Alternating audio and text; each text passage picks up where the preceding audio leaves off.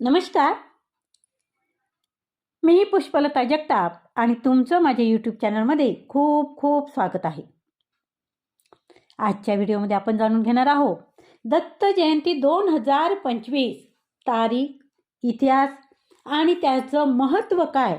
त्याचबरोबर आजच्या व्हिडिओमध्ये आपण दत्त जयंतीविषयी कथासुद्धा जाणून घेणार आहोत. चला तर मग जाणून घेऊया. दत्त जयंती हा एक अत्यंत शुभ हिंदू सण आहे, जो भगवान दत्तात्रेयाच्या जयंतीनिमित्त साजरा केला जातो.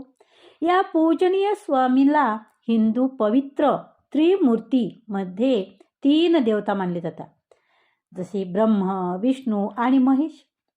मार्गशीर्ष महिन्यातील पौर्णिमेच्या रात्री दत्तात्रय जयंतीचा उत्सव आयोजित केला जातो. यालाच आपण दत्त जयंती असं सुद्धा म्हणतो.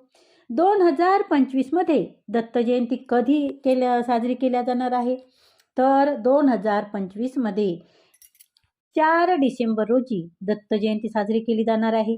दत्तात्रय जयंती 2025 ची तारीख आणि वेळ ही सुद्धा आपण आता जाणून घेणार आहोत. दत्त जयंती 2025 ही पौर्णिमेच्या दिवशी आयोजित केली जाते, जी हिंदू कॅलेंडरनुसार मार्गशीर्ष महिन्याची पौर्णिमा असते. 2025 मध्ये त्यावर दत्त जयंती ही 4 डिसेंबर 2025 वार गुरुवारी येणार आहे. महाराष्ट्रामध्ये दत्तात्रयांना समर्पित अनेक मंदिरे सुद्धा आहेत. ते महाराष्ट्रातील एक प्रमुख देवता आहे. आणि शेवटी दत्तात्रयाच्या अनुयायामध्ये प्रसिद्ध दत्त संप्रदाय सुद्धा आता उदयास आलेला आहे. भगवान दत्तात्रयांची मूर्ती आपण बघितली आहे, तर भगवान दत्तात्रयांना 3 डोके आणि 6 हात आहे आणि त्यांच्या प्रत्येक हातात समान. आणि दत्तात्रय जयंतीच्या दिवशी त्यांचे अनुयायी त्यांची पूर्णपणे पूजा करतात. आंध्र प्रदेश, कर्नाटक, गुजरात, महाराष्ट्रात भगवान दत्तात्रय मंदिरामध्ये हा सण खूप आनंदी आणि उत्साहाने साजरा केला जातो. असे मानले जाते की जेव्हा एखादी व्यक्ती संपूर्ण समर्पणाने भगवान दत्तात्रयाची पूजा करते आणि दत्तात्रय जयंतीचे व्रत करते, तेव्हा त्यांच्या मनोकामना पूर्ण होतात, अशी सुद्धा मान्यता आहे. आता आपण बघूया की भगवान दत्तात्रय हे कोण होते. तर भगवान दत्तात्रयांना देवता आणि गुरुचा दिव्य अवतार असे मानले जाते, कारण त्यांचे अनुयायी त्यांना श्री गुरुदेव दत्त म्हणून देखील ओळखतात. आणि गुरुदेव दत्त हे नाथ पंथ आणि सुफी पंथ दोघांसाठी दैवत्व आहे. ते त्यांचा अत्यंत आदर सुद्धा करतात किंवा श्रद्धायुक्त सुद्धा त्यांना मानतात किंवा त्यांची श्रद्धा सुद्धा असते. वैष्णव शैव पंथात त्यांना गुरु स्वामी, गुरुराज आणि गुरुदेवजी असेही म्हटले जाते. त्यांना गुरुचे गुरु म्हणूनही पूजले जाते. श्री दत्तात्रयांना सामाजिक समता आणि बंधुत्वाच्या कल्पनेचा पाया सुद्धा रचला असे म्हटले जाते. श्रीमद भागवत गीतेनुसार दत्तात्रयांना 24 गुरुकडून ज्ञान आणि अंतर्दृष्टी मिळाली आहे आणि भगवान दत्ताच्या नावाने दत्तपंथ हा उदयास आला. एका धार्मिक सर्वेक्षणानुसार दक्षिण भारतातील अनेक तीर्थक्षेत्राचे ते कर्ते आहेत. मार्गशीर्ष महिन्यातील पौर्णिमेच्या दिवशी, शुभ दिवशी भक्त श्री दत्तात्रयांची पूजा करतात, ज्यामुळे त्यांच्या सर्व इच्छा पूर्ण होतात.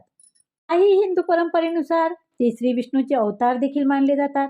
तर एका सिद्धांतानुसार पूर्वीच्या काळात राक्षसाचा संहार हा नाटकीयरित्या वाढला होता आणि म्हणूनच श्री दत्तात्रयांनी अनेक रूपे धारण केली आणि असुरांचा नाश केला.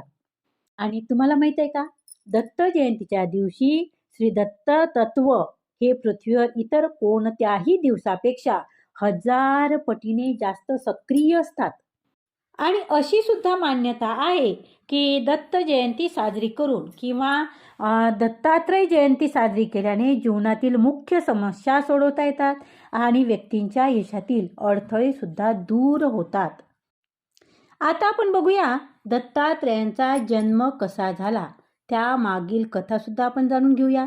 हिंदू धर्मात दत्त जयंतीला विशेष महत्त्व आहे आणि या दिवशी दत्तात्रयाची पूजा आणि उपासना केल्याने ज्ञान, शांती आणि समृद्धी प्राप्त होते. अशी श्रद्धा आहे की दत्त जयंतीपूर्वी 9 दिवस दत्त नवरात्र साजरी करतात आणि पौर्णिमेला दत्त जयंतीचा उत्सव असतो. या दिवशी भक्त दत्त पादुकांची किंवा मूर्तीची पूजा करतात आणि काही ठिकाणी दत्त परिक्रमा देखील करतात. भक्त गुरुचरित्र ग्रंथाचे पठण करतात. भजन कीर्तनाद्वारे दत्त महाराजांची भक्ती करतात.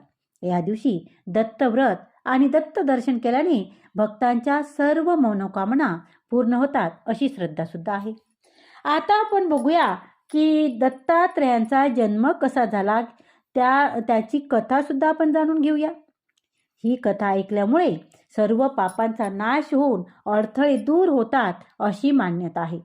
तर दत्तात्रेयाची कथा आपण जाणून घेऊया. पौराणिक कथेनुसार एकेकाळी माता पार्वती, लक्ष्मी, माता सरस्वती यांना त्यांची पती पूजा धर्माचा अभिमान वाटला होता. नारद मुनींनी देवतांचा हा अभिमान मोडायचा होता आणि म्हणून ते या तिघींसमोर अनुसयाच्या पतिव्रत धर्माची स्तुती करू लागले. यामुळे तिन्ही देवांनी माता अनुसयेविषयी मत्सर वाटू लागला आणि या त्रिदेवांना माता अनुसयेंचे व्रत तोडण्यास सांगितले. बळजबरीने तिन्ही देवांनी ऋषीचा वेश धारण केला आणि अनुसयाची परीक्षा घेण्यासाठी आश्रमात पोचले. देवी अनुसयाने देवांना भिक्षुकांच्या वेशात पाहून भिक्षा आणली, परंतु तिन्ही देवतांनी त्याचा स्वीकार करण्यास नकार दिला. त्रिमूर्ती म्हणाले की आम्हाला अन्न खाण्याची इच्छा आहे, त्यामुळे अत्रिमुनी आश्रमात नव्हते. तेव्हा देवी अनुसयाने त्रिमूर्तीच्या विनंतीला सहमती दिली आणि त्यावेळी तिन्ही देवतांनी देवी अनुसया यांना नग्न अवस्थेत भोजन देण्यास सांगितले. त्यावेळी देवी अनुसया खूप क्रोधित झाल्या आणि तिच्या दिव्य दृष्टीने त्यांना त्रिमूर्तीचे सत्य कळले. पण तिला अतिथी धर्म हा गमवायचा नव्हता आणि म्हणून त्यांनी नारायणाचे आणि आपल्या पतीचे स्मरण केले आणि ह्यांना भगवंताची इच्छा मानून त्या म्हणाल्या की जर माझे पतिव्रत खरे असेल, मी जर खरी पतिव्रताचा धर्माचं आचरण करत असेल, तर या तिन्ही अतिथी 6 महिन्याची बाळे व्हावी. आणि त्यांचे एवढेच म्हणणे होते की ते तिन्ही देव 6 महिन्याची बाळे झाले आणि रडू लागले. तेव्हा अनुसया मातेने त्यांना आपल्या मांडीवर घेऊन दूध पाजले आणि पाळण्यात घातले. बराच काळ गेला. देवलोकात ते तिन्ही देव परतले नाहीच आणि म्हणून तिन्ही देवी खूप विचलित झाल्या. परिणामी नारद आले आणि त्यांनी घडलेला सर्व काही इतिहास त्यांना सांगितला. तिन्ही देवी अनुसयाकडे गेल्या आणि घडलेल्या प्रकाराची त्यांनी क्षमा मागितली. देवी अनुसयाने आपल्या पतिव्रत धर्मामुळे तिन्ही देवांना त्यांच्या रूपात परत केले. तिन्ही देवांनी त्यांना वर मागण्यास सांगितले, तर ते म्हणाले की आपण तिन्ही देव मला मुलांच्या रूपात प्राप्त व्हावे. देवांनी तथास्तु म्हणून आपला देवलोकात निघून गेले. काळांतरानंतर हे तिन्ही देव अनुसयाच्या गर्भातून प्रगट झाले. ब्रह्माच्या अंशातून चंद्र, शंकराच्या अंशातून दुर्वास आणि विष्णूच्या अंशातून दत्तात्रेय जन्मले. दत्त भगवान हे श्री विष्णू भगवानाचे अवतार आहे आणि ह्याची जन्माची कथा दत्त जयंतीच्या नावाने प्रख्यात आहे. तर अशा प्रकारे हे दत्तात्रेयाची कथा आज आपण ऐकली. तर आपण आता बघणार आहोत दत्तात्रेय म्हणजे हा नेमकं कोणाचा अवतार आहे. तर दत्तात्रेय हे ब्रह्मा, विष्णू आणि शिव म्हणजेच महेश असं सुद्धा आपण त्यांना म्हणतो. शंकराला महेश म्हणून सुद्धा आपण त्यांना संबोधतो. तर या त्रिमूर्तीचे एकत्र रूप आणि अवतार मानले जातात. त्यांना विष्णूचा 6वा अवतार सुद्धा मानले जाते आणि ते कलियुगातील देवता आहे. त्रिमूर्ती अवतार दत्तात्रेय हे ब्रह्म म्हणजेच निर्माता, विष्णू म्हणजेच पालनकर्ता आणि शिव म्हणजे संहारक, या तिन्ही देवताचे एकत्रित रूप म्हणजेच त्रिमूर्ती. विष्णूचा अवतार, त्यांनी विष्णूच्या 24 अवतारापैकी 6वा अवतार अशी सुद्धा मानले जाते. काही ठिकाणी त्यांना 4था किंवा 7वा अवतार देखील म्हटले जाते. कलियुगातील देवता, तर दत्तात्रेय हे कलियुगातील देव मानले जातात आणि त्यांची पूजा केल्याने पितृदोषापासून मुक्ती मिळते असे सुद्धा मानले जाते. तर आता आपण बघूया दत्त जयंतीनिमित्त पूजा पद्धत किंवा पूजा कशी करायची, दत्त जयंतीनिमित्त दत्तात्रेयाची पूजा कशी करायची ते सुद्धा आपण आता जाणून घेणार आहोत. आपण दत्ता जयंतीच्या दिवशी पवित्र स्नान करून, जर गंगेचं पाणी घरी असेल तर अंघोळीच्या पाण्यात गंगेचं पाणी टाकून स्नान करावे. त्याचबरोबर स्नान केल्यानंतर धूप, दीप, कापूर आणि फुले घेऊन भगवानांना समर्पित करतात. त्यांची पूजा केली जाते आणि धार्मिकतेचा मार्ग साध्य करण्यासाठी भगवान दत्तात्रेयाच्या मूर्तीचा घरी असो अथवा मंदिरात तिथे त्यांची पूजा केली जाते. मंदिरे देखील सजवली जातात. दत्तात्रेयाचं मंदिर जिथे कुठे असेल ते तिथे सजावट केली जाते. तसेच भगवान दत्तात्रेयांना धार्मिक कार्यक्रमात भजन, पूजन किंवा धार्मिक कार्यक्रम करतात. काही ठिकाणी मात्र अवधूत गीता आणि जीवमुक्त गीता पठण केले जाते, ज्यामध्ये स्वतः भगवानाच्या वचनाचा समावेश असल्याचे सुद्धा म्हटले जाते.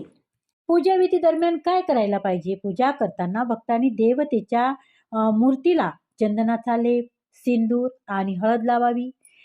त्याचबरोबर पूजा सुरू झाल्यानंतर देवाच्या मूर्तीभोवती 7 वेळा प्रदक्षिणा घालावी आणि पूजामध्ये सहभागी झालेल्या लोकांना प्रसाद द्यावा, आरती करावी. पूजा करताना मंत्राचा जप करणे खूप महत्त्वाचं मानलं जातं. तर जप असा आहे की श्री गुरुदेव दत्तात्रेय नमः हा मंत्र जपू शकता किंवा ओम श्री गुरुदेव दत्त हा सुद्धा एक मंत्र म्हटला जाते किंवा हरि ओम तत्सत श्री गुरुदेव दत्त हा मंत्र सुद्धा म्हटला जातो. आणि ह्या मंत्राने मन आणि आत्मा दोन्ही सुद्धा शुद्ध करण्याचा एक उत्तम मार्ग मानला जातो. दत्त जयंतीला दत्त नामाचा जप याला खूप महत्त्व आहे. श्री दत्त हे पूर्वजांना पुढील गती देणारी देवता मानली जाते आणि त्यामुळे श्री गुरुदेव दत्त हा नामजप नियमित केल्यास पूर्वजांच्या त्रासापासून आपले रक्षण होते. यासाठी नामजपाचा मात्र योग्य उच्चार असणे खूप आवश्यक आहे. नामजप करताना योग्य पद्धत आहे आणि नामजपाला सुद्धा महत्त्व आहे आणि म्हणून नामजप करताना अशा प्रकारे उच्चार व्यवस्थित असावे. श्री गुरुदेव दत्त, श्री गुरुदेव दत्त अशा प्रकारे नामजप करावा. त्यामुळे अधिक फळ आपल्याला प्राप्त होतं. तर धन्यवाद, खूप खूप धन्यवाद. सर्वांना दत्त जयंतीच्या खूप खूप शुभेच्छा. दत्तप्रभू सर्वांचं रक्षण करो, सर्वांना आरोग्य देव आणि त्याचबरोबर सगळ्यांना सद्बुद्धी देव हीच दत्तचरणी प्रार्थना करते. धन्यवाद, खूप खूप धन्यवाद. आजचा जर व्हिडिओ आवडला असेल तर व्हिडिओला लाईक करा, व्हिडिओ शेअर करा, कमेंट करा. त्याचबरोबर जर तुम्ही चॅनलवर नवीन असाल तर चॅनलला सबस्क्राईब जरूर करा आणि त्याचबरोबर व्हिडिओला हाईप करायला मात्र विसरू नका. धन्यवाद, खूप खूप धन्यवाद.